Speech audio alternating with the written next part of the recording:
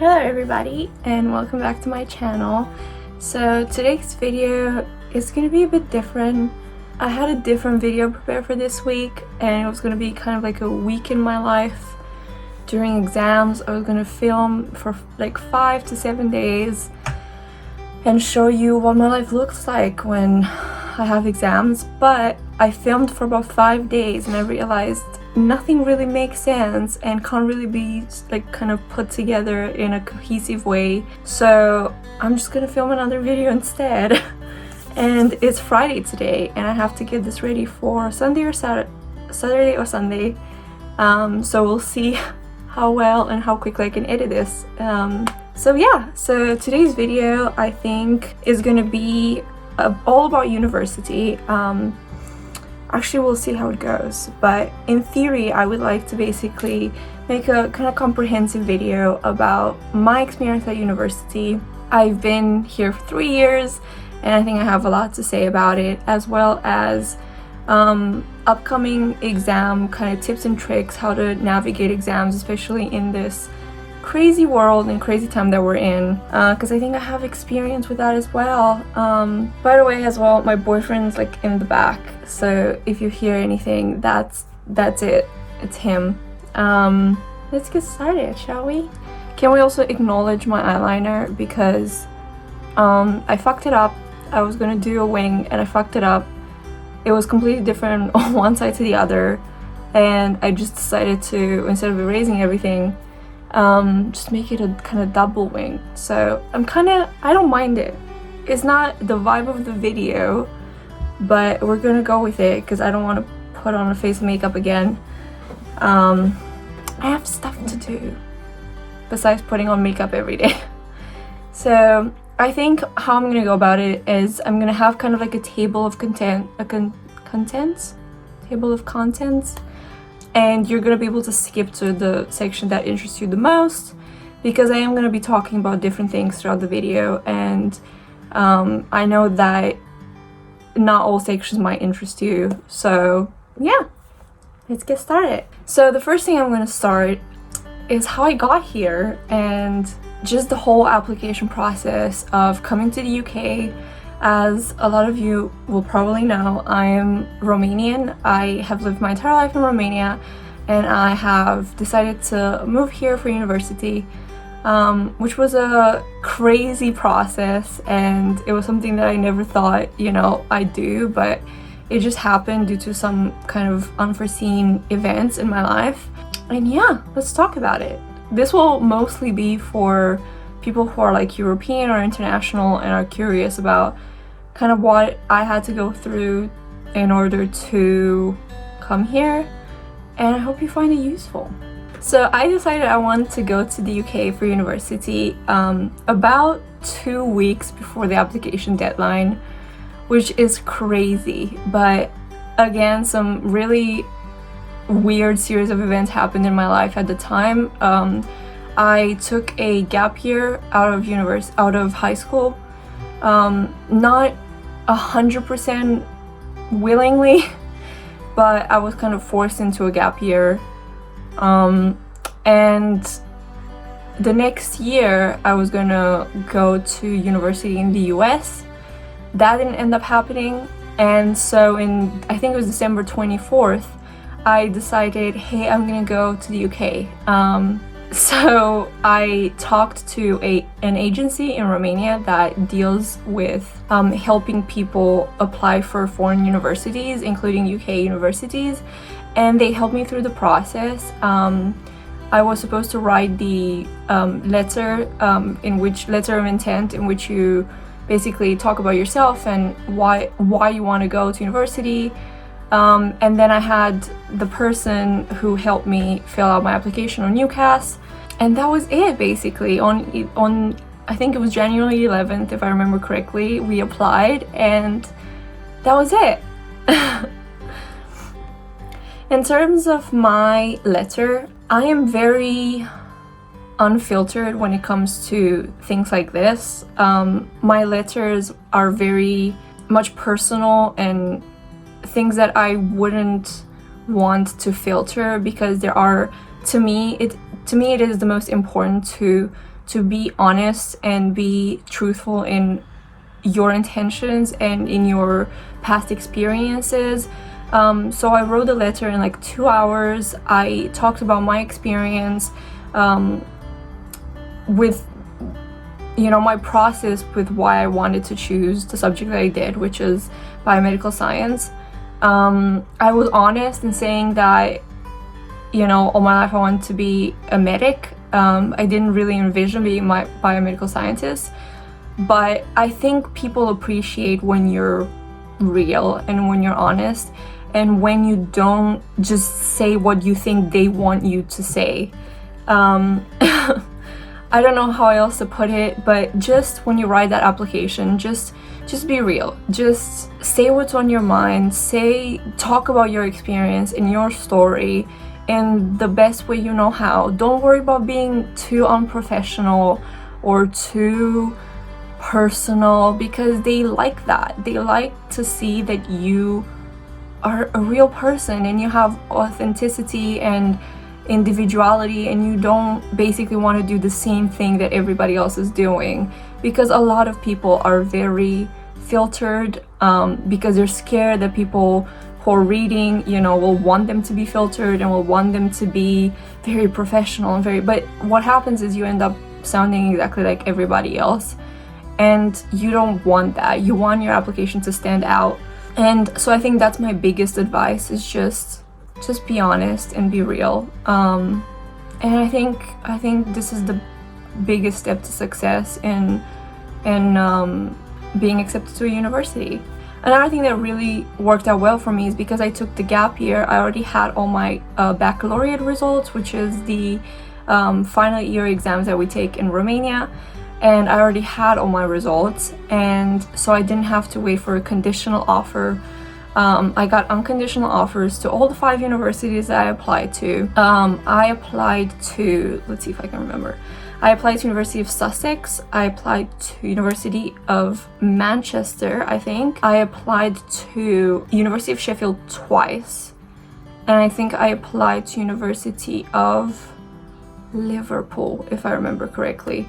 The problem with applying through kind of a company like I did that helps you is that these people are have partnered with certain universities in the UK or in Denmark or Holland, whatever, and you can only apply to those universities.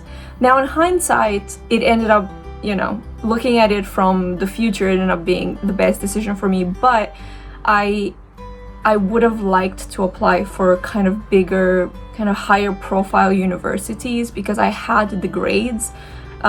For full transparency, I got a 98% or a 9.8 out of 10 on my baccalaureate. That was my average.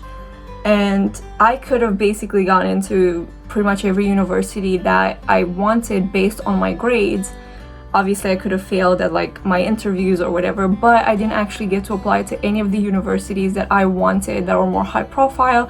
I wanted to apply to UCL, to University of Edinburgh, to Imperial, to Oxford, and I didn't get to.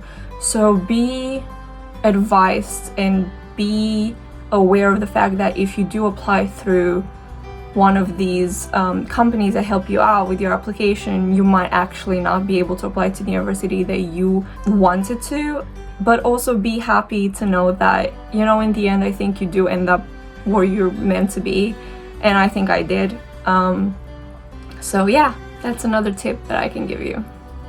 So I got my responses back very quickly. I think for University of Sheffield, I got my unconditional offer in like 2 weeks, which is crazy fast to me. And I ended up choosing University of Sheffield, and I had my reasons for it. It's because for my course, University of Sheffield is one of the only ones in the country that does full body dissections for anatomy for biomedical scientists.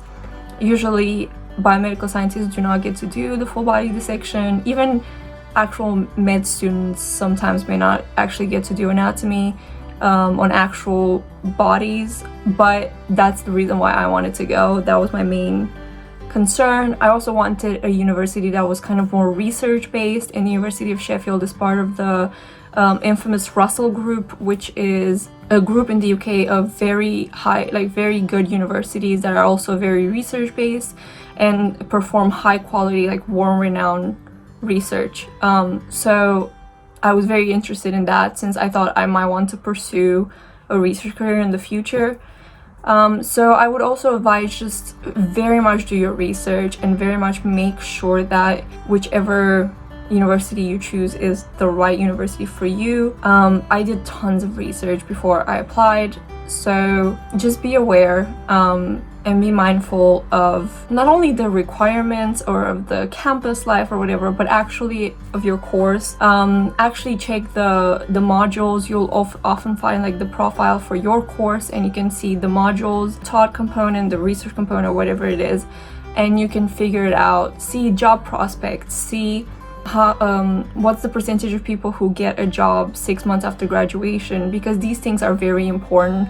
Your employability and your how desired you will be by employers is a very important factor, and at the end of the day it's the most important factor. So just be aware, be mindful would be my best advice. I also want to talk about master's applications, because I am currently finishing a degree in biomedical science, and from September I will start a master's degree, and I have been accepted to 4 master's degrees, and I thought, you know, some of you might want to know how the process was and what I found hard and what I didn't, and how it all kind of transpired. So for me, I started my master's application somewhere in January. Be aware that a lot of masters have very extended deadline applications. So a lot of the masters I applied for, I think, have deadlines literally in June, at the end of June, which is a long time to have to apply. But also be aware that some of them might close down much earlier. For example, I wanted to apply to, I think, Cambridge, and a lot of the masters that I wanted to apply to were closed even in January, so I didn't end up applying for those. Also, be mindful of the fact that a lot of scholarships have deadlines way before the deadline for the master's degree, which is crazy to me. But if you end up applying late, you may have actually missed the deadline for scholarships if you're interested in that. I am.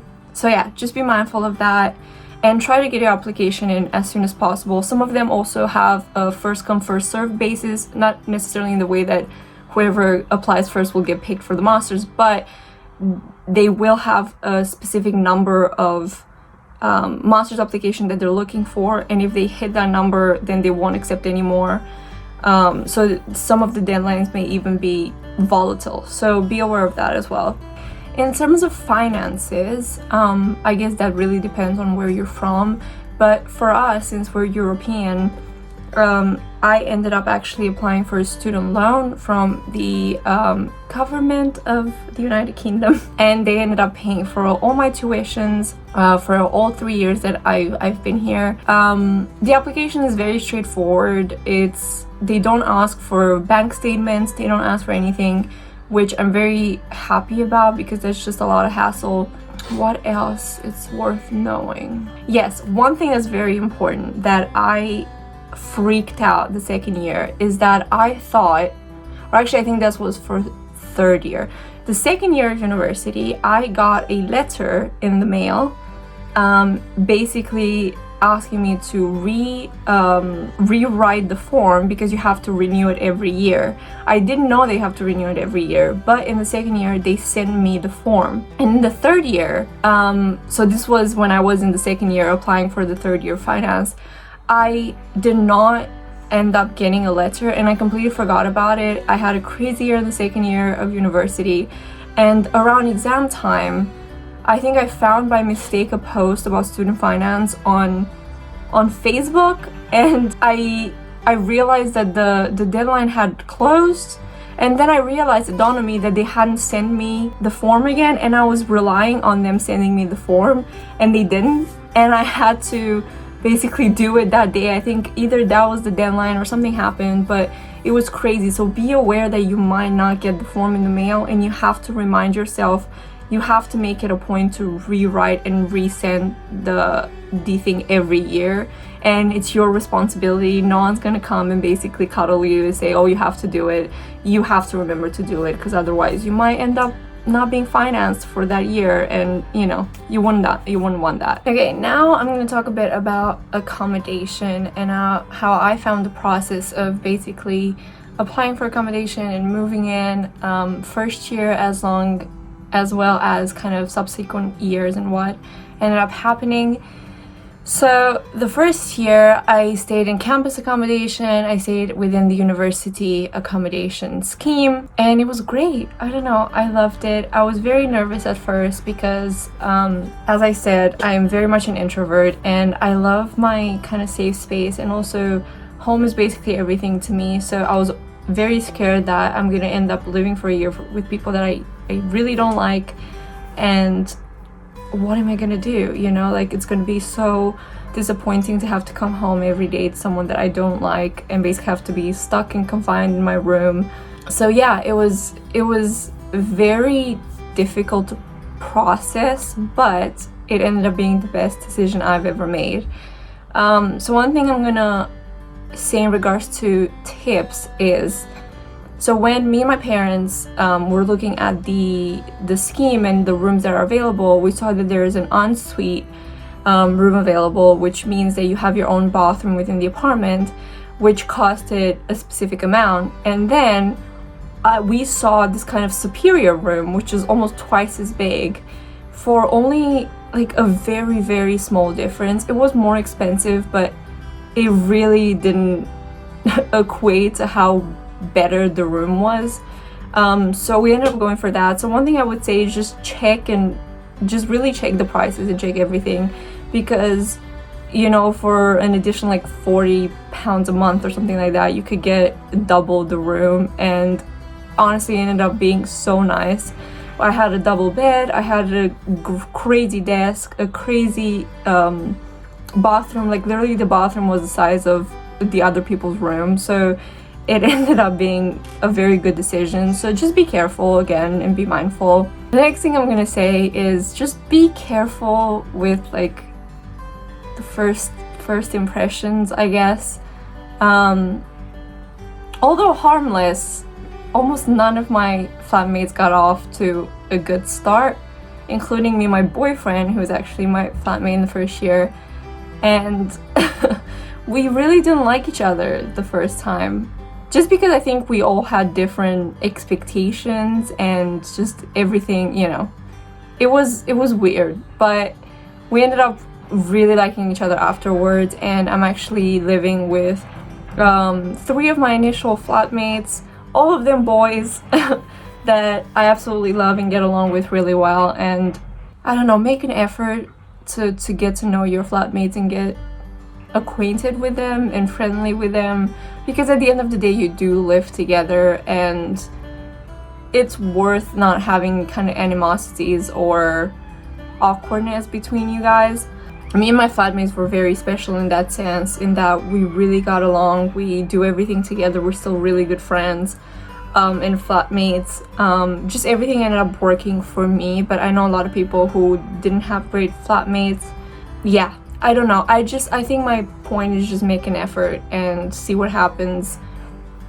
And if you really don't get along, then I would suggest just making friends within your course, and because it can get very lonely, especially for people like us who travel from halfway across the continent or across the continent to be here. It's daunting, you know, knowing that you have nobody, no friends, no family, no anything. So just make an effort. And that's coming from someone who hates initiating conversation and hates, you know, social interaction, but it is worth it, I will say that. So during your first year, you will have to make a decision about who you're going to want to live with. In second year, I don't know if this is the case for other universities, but for my university, you're only entitled to student accommodation in the first year unless you take a job within the campus, in which case I think you can be allowed to stay. But all other people who don't have jobs in the campus had to find somewhere else to live. So that also implies finding, you know, who you want to live with. For us, it was a very kind of straightforward thing, because we all decided, 4 of us decided to live together within the first few months. And which is, I will say, it's weird, because you'll basically have to start looking for apartments within a couple of months of knowing people, and like it's such a gamble, because how well can you know someone, you know, within like a couple of months of living with them, or much less so if you're just friends or course mates. You know so little about each other's habits that it can be a much of a gamble. But I would recommend finding out who you want to live with and finding your living arrangements as quickly as possible, because places go really fast. And especially if you're looking for something a bit better priced, then it's definitely going to go fast. So we ended up signing a contract before Christmas. So just like 3 months after we knew each other. But it's a different thing when you live with the people, you know, like we've been living together. It's very easy to tell how the other person likes to go about things, because you live with them, you know. So we ended up signing for this apartment after viewing a lot of houses in a lot of places. We viewed some kind of like typically British student houses, and we hated them. I don't know, I don't want to offend anyone, but I hate the kind of layout and the way that these British houses are made. They're really narrow, and the fucking staircase is so steep, and I have heart problems. Like, I can't imagine myself going up and down that staircase like 20 times a day if I want some water or whatever it is. Then you have to share a bathroom. I live with 3 boys. I don't want to share a bathroom with 3 boys, you know. It's just, I don't want to have to share a bathroom with anyone, actually. Not even with my boyfriend. He has his own bathroom. And that's just, you know, it was our personal preference. We didn't have such a tight budget, so we ended up going for a bit more expensive of a place. Full transparency, we pay £105 per week for our apartment, which is, you know, is not super expensive, it's not super cheap. You know, it's just what it is. But we really like living here. We will be living here for 3 years next year, because we'll still be living here next year, and it's awesome. We have a reception who gets all our parcels, so we don't have to be in for the parcels. They're really nice. You know, I have heat all the time, which is something that I can't say for the first year of accommodation, in which I actually thought I would get hypothermia and die, especially during winter. And I'm not kidding. One of my flatmates had to continuously leave and go to like the library because he couldn't stand in his room because it was so cold.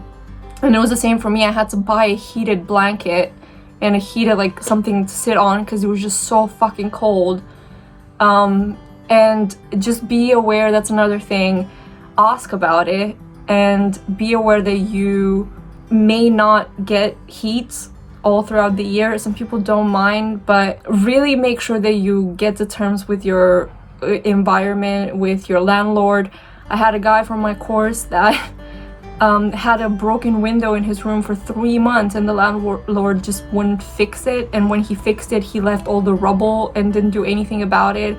This guy was fucking sick every week when I saw him. He was just sick with like, I'm surprised he's not in the hospital with like pneumonia. Like, it was insane. So that's why we wanted something that's more regulated. Like, we never have problems like this. If I have a problem with anything, within like an hour someone comes and fixes it. Just be aware that you might think you're getting a better deal in terms of price, but then it's not gonna work out. So just be aware about that. Another thing is, again, for people who aren't from the UK, you will need a guarantor if you want to pay in installments. Usually landlords, especially for places like where we live, they will want you to pay in full. And if you want to pay in installments, you'll need a guarantor. So that is someone that can vouch for you that, first of all, you'll pay your rent, and if you don't, that they will pay the rent for you. And usually you have to engage the services, their actual guarantor services, or check if your university has a service. Mine did, and it's very straightforward. It's not hard to do. but you have to do it, so be aware of that, because otherwise you will have to pay in full. And I know a lot of people, including myself, who aren't comfortable with that. I don't have, like, I don't know, a lot of thousands of pounds at once to pay, so be aware of that they might ask for a guarantee. Now let's move on to the spicy things. I want to talk a bit about my experience just in university over the past 3 years, and just with the education system and what I liked about it and what I didn't. I actually filmed a video all about this. That was a very long video, but I think it was going to end up being just a bit too spicy, you know? There was just too much tea, and I don't want to be too controversial, you know, because I don't want to get kicked out of uni. I don't know, I just don't want any controversy, because I do have some strong opinions about the UK education system, and I have some strong opinions about what I like about it, and I have some strong opinions about what I really don't like about it. And I will talk about it now, but in a milder version. So starting out with what I love about it, there's a lot of things actually that I absolutely adore about it. The first and foremost, I think, is just the insurmountable amount of skills that you will get in the 3 years that you study here. I found that grew so much in I have grown so much in the 3 years that I've been here, in every aspect of my life, not only, you know, professionally and in the amount of, like, very specific knowledge that I have about a subject, but just as a person. I grew a lot, and I became more independent, more professional, more just everything, you know? You just grow a lot. And I do think that's not necessarily a UK university thing, but I will say what the UK university system has going for it is that it's very independent, or at least for us it is. We are literally kind of kids that are thrown into a pool and, like, learn to swim. The university is like that crazy uncle who's like, learn to swim, and it works, you know? Like, especially for me, coming from where I come from, Romania is a very kind of theoretical, knowledge-based system. So you get a lot of knowledge, but not a lot of practical knowledge. Like, you don't get a lot of practical skills. I've never written a report until I got to uni, or like a proper essay.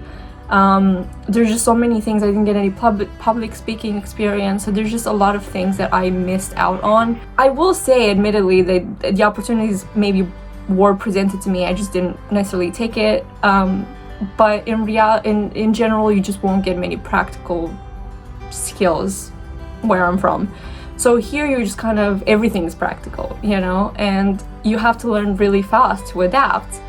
And it's awesome. Like, it was awesome to kind of be given so much responsibility and so much independence to basically figure things out on my own. It was hard, but it also made me grow so much and have to get out of my shell. And I was a person with, like, insane social anxiety that would make my mother call everywhere, because I just didn't want to call. I didn't want to do anything by myself because I was just so scared. And now it's kind of like thrown here, and you have to kind of figure it out on your own. And I do think it's much more for us people who come from different countries, just because we don't have any backup, you know? We don't have friends, we don't have family. We can't call mom and say, oh my god, you have to get me out of this, or you have to help me move all the boxes from my apartment to another apartment, or find a storage unit at the end of the year. Like, you just have to figure this shit out on your own, and it works, you know? Now I can do everything on my own, and it's insane just how just a few months of being in university completely changed me for the better, I would say. The second thing that I really like about the UK system is that it really feels that people are interested in seeing you succeed. I've never had the feeling that somebody, like a professor, was malicious enough that their intent was to punish you or to fail you, you know? Like, everything from the exams to the lectures are made for you to succeed. Like, obviously all the exams will have things that are very, very difficult, so they can, you know, figure out who's worth a first or who's worth a 2-1 or whatever. But in general, you'll very rarely go into an exam thinking I'm gonna fail. At least you're gonna get a 40%, which is the passing mark, but nobody wants to fail you. They don't want to fail people. They want you to learn, you know. So I think that's really, really nice, as well as the fact that they want to improve. They don't mind being told, hey, I don't like how you do this, I don't like how this module is going, I don't like how these labs are being organized, I think this should be improved, this should be improved. At least for my university, we have a student staff committee in which we gather in meetings, and we're basically the voices of the people, and we talk to staff and basically tell them all our complaints and all our kind of grievances, and they take notice and they change it, you know, which is amazing, because you want someone who wants to improve, and you want someone who is willing to put in the effort to make the experience better for you, because I feel like that's not what, you know, most people would do. They would just be like, oh, you don't like it, you know, too bad, it's my way or the fucking highway. And I hate that, you know, I hate that kind of boomer mentality that you can't fail or you can't do something wrong, and they don't have that, and I really appreciate it. And I've seen the improvements from year to year, and you know, I have only praise for that. It's amazing. One thing that I absolutely adore about being here, and this is not necessarily like a university thing, but one thing that I genuinely appreciated is just the internationality of the community. Everything feels internationally here, actually. Just as a like little fact, in my first apartment, first year, literally all of us, we were 7 people in the apartment, all of us were from a different nationality, and that was amazing to me. Like, that is why one of the main reasons I came here is because I wanted that diversity. I wanted to know new people and people that I've never kind of met before, and learn from them, and you know, learn from their culture and from their life experience, and see how they live differently than me. And that was very important to me, because a lot of people tend to just like stay within only themselves and only their kind of own group, and I don't like that. And I feel like if you come here, it is worth making the effort to grow as an individual, and one way to do that is knowing people from different cultures that are, you know, different than your own, because you're not gonna learn if you just stick in your own bubble with the same thing that you've known all your life, and I've never wanted that. So that is something that I really, really liked, and I don't know if I would have got the same extent if I had stayed back home. So another thing I love is just how many resources are made available to you. For example, a lot of my high school class back in Romania do very similar things than me. Most of them are doing med school, and meeting with them and talking to them, just the amount of times they've like told me that there's no resources available. If they do, you know, anatomy on actual bodies, it's literally going to be the same body. They have like one human body that, you know, people have used for like 20 years, and it's the same one, and you can't really learn from that. And it really made me appreciate just what I have, because I have so many resources at my disposal.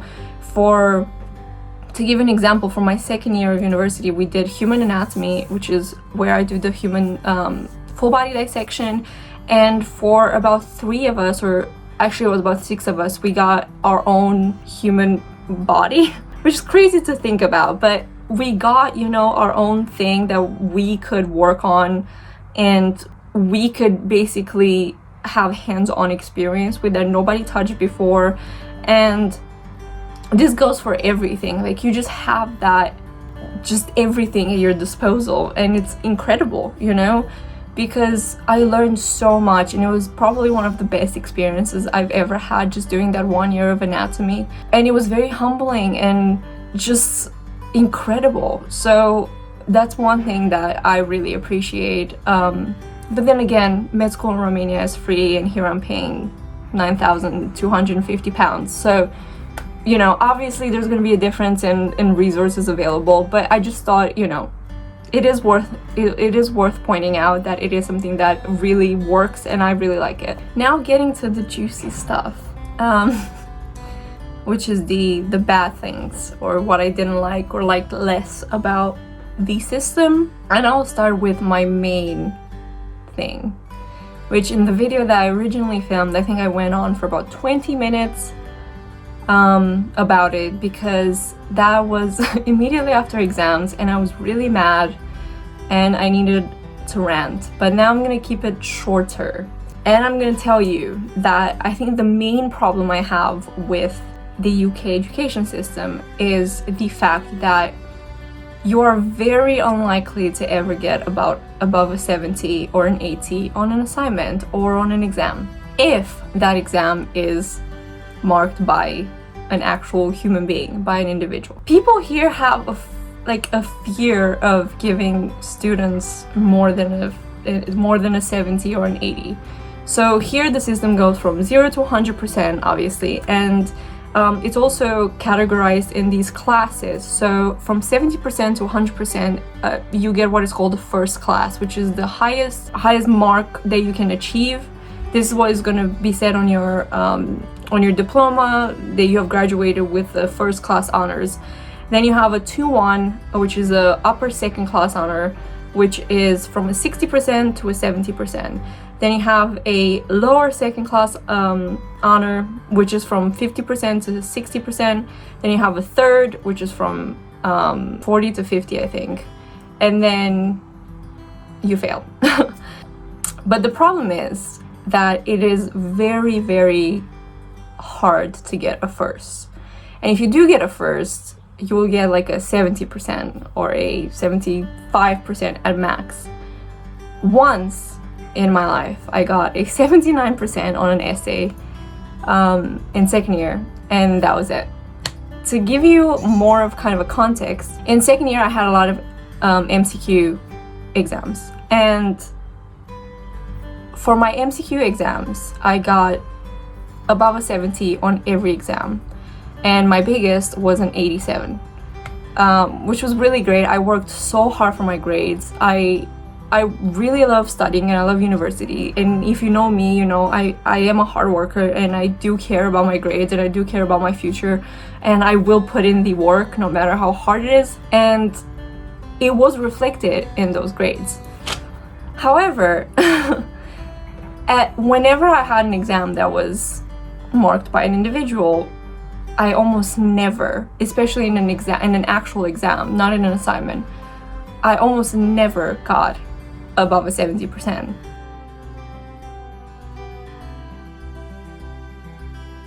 And I wouldn't mind that much, and that is my second biggest gripe with the UK system, is that you are not allowed to contest a professor's judgment and a grade. You're just not. Which in the video that I wanted to post, I talked about in great length. I don't understand, I don't appreciate, I don't think it's right that you're basically asking me to put my entire faith and my entire future and everything that I've worked for on the words of someone else, that at the end of the day I don't know. I'm not contesting their judgment, but people can be distracted, people can have a bad day, people can, I think it makes much less sense that I'm not able to contest a human's judgment, but I'm able to contest a machine's judgment. Which, nobody's infallible. And if you know me, I have all the respect in the world for professors. I think what they do is incredible, and nobody would be anywhere without them. But you can't tell me that you're infallible and that you can't have just had a bad day and didn't pay particularly good attention to my grade. To give you another example, one of my papers that I worked probably the most that I've ever worked to study for, I missed my dad's surgery to stay home to study for this paper, and I got a really bad grade. I got the first 2.2 of my life, and because of coronavirus we weren't able to see our papers, and we got kind of a general feedback And in the general feedback, it said that, for example, nobody wrote, let me see if I remember this. They said something like that nobody read any extra papers or referenced any extra papers, and so therefore nobody got the extra marks, when I know for a fact that I referenced at least 3 papers in my exam. So how can you tell me you read my thing carefully when I referenced 3 papers, and then in your general feedback you say that nobody referenced 3 papers and nobody got the extra marks? So it's just stuff like this, and I'm like, I wish I was able to just get a look at my paper, that's one, and 2, be able to have someone remark it. I will pay money for it if that's what's the problem, but I think I should be entitled to a second opinion, and I should be entitled to get that peace of mind that I did do the best I could, and that is the grade that I deserved. So I'm not going to talk about any other things that bother me, but these are 2 things that have really challenged me in the 3 years I've been here. But at the end of the day, it is what it is, you know. Nobody's forcing you to come here. Nobody forces you to pay the money. You do it because you want to, so you just have to realize that not everything's going to be exactly how you want to, I guess. But I've never heard of this before I came, which is why I'm telling you to be aware that this might happen to you, and also realize if it's something that's a deal breaker for you, you know, because it is something that is important, and especially for me, it completely screwed me out of a first for this year. So, you know, it is worth noting. So that's what I'm telling you. I do want to reiterate again that in no way am I trying to say that professors are not entitled to make these calls, or that they're trying to purposely fail someone, or that they're purposely, you know, giving bad marks, or that they're ditzy, or, you know, head in clouds or whatever. I'm just saying, more than anything, it is something that the government should take care of and should allow. I am just saying that people are human, and people are capable of having a bad day or not concentrating too well. Like, I know for myself, if I was a professor and, I don't know, my cat died, then I probably wouldn't be as likely to be in the mood to give good grades that day. You know what I'm saying? Like, it's not an offense towards anyone, but it is something that happens, and we're all human, you know? That's all I'm saying. So I might cut this video in 2, just because I think that this video will be just insanely long, and I don't want to ramble on for like hours. So I think I'm gonna make this video kind of like an introduction to studying in the UK, and then the next video will be kind of exam tips, and kind of like if you're already at university, then what I found useful for my modules, and how I deal with exam stress and everything of the sort. So I think I'm gonna leave this video off here, and this will be part 1, and be sure to come back and check out part 2, because I do think I have a lot to say, and I do think I have wisdom after being here for so long. So yeah, make sure to subscribe down below, comment and like the video, and let me know if you have any questions. I'd be more than happy to answer them, and all my socials would be in the description down below, where you can also just leave me a message and I'll try to answer it. So bye guys!